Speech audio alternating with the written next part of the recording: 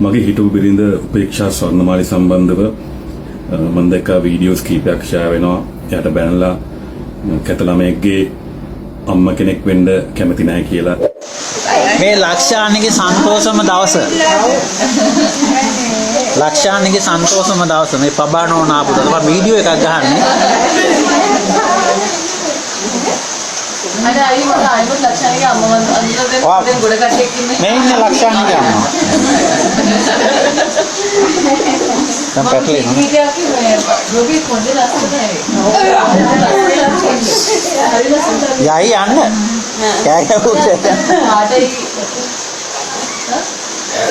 ආයුබෝවන් සියලු දෙනාටම මගේ හිටපු බිරිඳ උපේක්ෂා ස්වර්ණමාලි සම්බන්ධව මම දැක්ක වීඩියෝස් කීපයක් ෂෙයා වෙනවා. එයාට බැනලා කැත ළමයෙක්ගේ අම්මා කෙනෙක් වෙන්න කැමති නැහැ කියලා තප්පර ගානක පොඩි කොටසක් අරගෙන මම මේ වරද නිවැරදි කරන්න හදනව නෙමෙයි.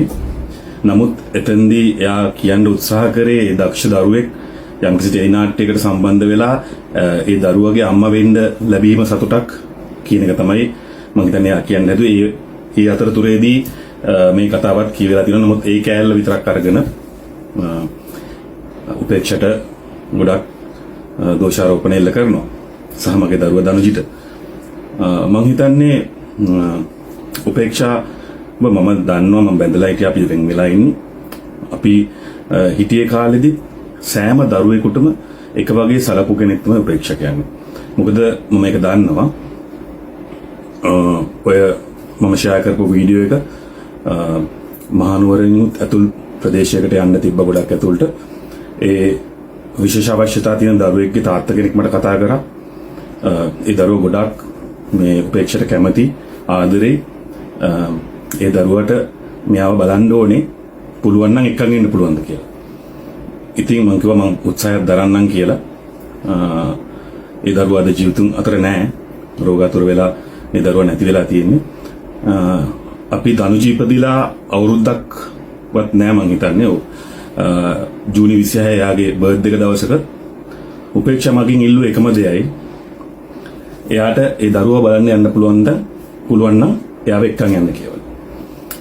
ඉතින් මං හිතන්නේ ඒ වගේ දරුවන්ට ගොඩක් වැඩසටහන් වලට ගිහලා තියෙනවා. විශේෂ අවශ්‍යතා තියෙන දරුවන්ගේ වැඩසටහන් වලට දරුවන්ට ගොඩක් ආදරය කරන කෙනෙක් පොඩි වචනයක් අතපසු වීමකින් කියවෙන්න ඇති. අපි මිනිස්සු අපි අතින් වැඩි වෙනවා. අපි කවුරුත් 100% සම්පූර්ණ නැහැ. ඉතින් අපි ඕක අමතක කරලා දාලා අපි ඉදිරියට යමු. මේ ලෝකේ ඉන්න සියලුම දරුවෝ හරිම ලස්සනයි, හරිම දක්ෂයි. දරුවෝ කියන්නේ දරුවෙක්. ඒකින්ද අපි සියලුම දරුවන්ට ගරු කරනවා. සහ අපි මේක අමතක කරලා දාලා අපි ඉදිරියට යමු. හැම දිනකටම දෙවි පිහිටයි බුදු සරණයි.